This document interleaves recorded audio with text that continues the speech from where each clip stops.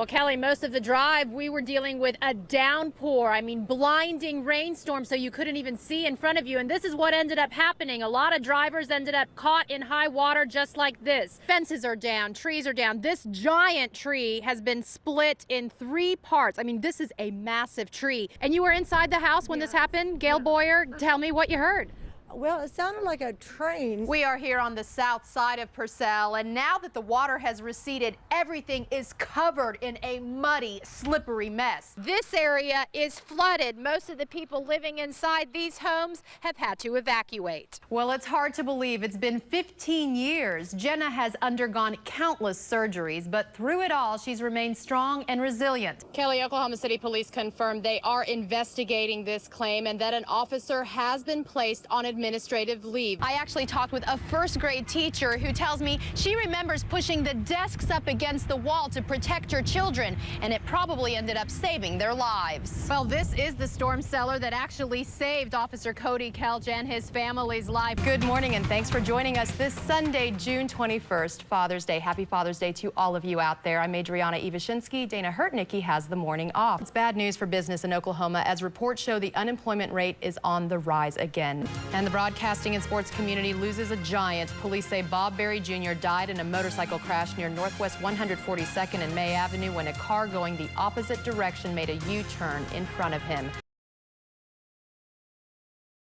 This graduate student and several others went to the university to report what they say are questionable practices. Now that professor is on a leave of absence, and another professor has left the university altogether. Now, I must warn you, some of the video and pictures you are about to see are graphic. In November, we started smelling something fishy going around. This graduate student asked us to protect his identity, but he wanted to expose what he says one of his professors was doing to him and other students.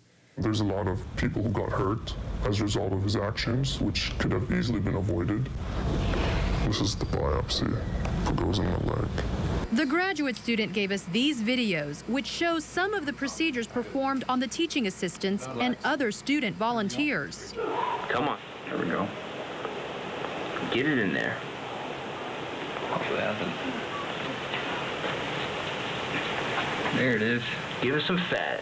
Yeah. Many times these procedures were painful and sometimes led to internal bleeding and awful bruises. This was like immediately after, and this is kind of 16 hours into it, and this is kind of like 24 hours. Besides the injuries, many students were told to keep certain research practices secret. And this student says sometimes results were even altered by the professor, who was allegedly getting payments from companies for his research.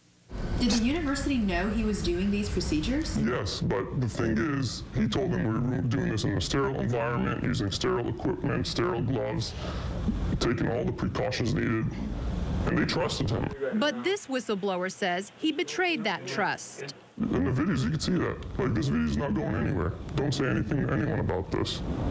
I'll deny, deny, deny. I mean, that was his main motto. The professor in question is named Chad Kirksick. An OU spokesperson confirms that Kirksick was hired as an assistant professor for the Department of Health and Exercise Science in August of 2006. He is currently on a leave of absence without pay, but the spokesperson would not say why, citing it was a personnel matter. News 9 was given these documents, which confirms the university did launch an investigation into the allegations against Kirksick and terminated his research. We went to Kirksick's Norman home, but he was not there, and repeated calls to him went unanswered. The student that endured this just wants to make sure Kirksick's activities are known. And just be careful. We've learned another professor who worked with Kirksick on a lot of this research just moved to Florida. The university is not commenting on his departure either. I remember a lot. Most of it I'd like to forget. Officer Don Hall was in his car just blocks away from the Murrah Federal building when he heard and felt the blast. Wow. Look at that. It is absolutely incredible. This is just devastating. He immediately rushed to the scene and started pulling out bodies. You have to understand, I have a history there. I was assigned to DEA for several years, and it's personal. you know, is personal to me. Dawn pulled little Joseph Weber out of nearly a foot of rubble. And a News 9 photographer was there when it happened. You can see by his expression that Dawn had no idea if the little boy cradled in his arms would live or die. As I picked him up, I don't know whether, you know, just the movement, shock, or whatever, he started to cry. That cry meant Joseph was alive, and Dawn says he did everything he could to keep him that way. Dawn says he kept him tight against his chest to control the bleeding and to shield Joe's parents from seeing the injuries. I remember turning my back to the Webers on purpose because I didn't want her to see him this way. I mean, I had pretty much assumed that he wasn't going to make it. But then Dawn got a call that Joseph did make it. He even visited the Webers in the hospital. This is a full-grown Simba, which means he has to become full-grown. The last time Dawn saw Joseph was a year after the bombing, during a reunion of sorts between the two families. Dawn's girls played right alongside the little boy he helped save. So I felt much better, you know, knowing that at least one that, you know, I brought out lived. Years passed and the kids grew older, but Dawn always wondered what had become of that precious blonde baby boy he had held so close. I don't even know what I'm supposed to do. And then, 20 years after that tragic day, Shake his hand, you grab his neck, what do? they got to see each other again. And we were there for the emotional reunion.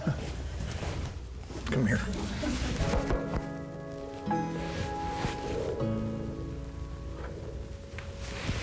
Thanks for allowing this. Joseph, or Joe as he likes to be called, is now a 21-year-old college student attending OSU. He's studying zoology, but is an artist at heart.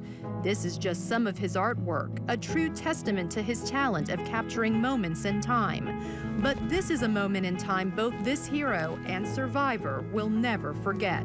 Still trying to take it in. It's cool.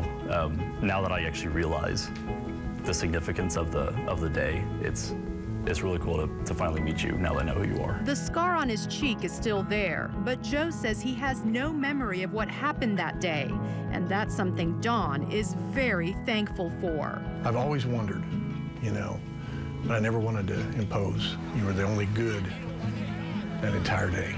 In downtown Oklahoma City, Adrianna Iwasinski, News 9.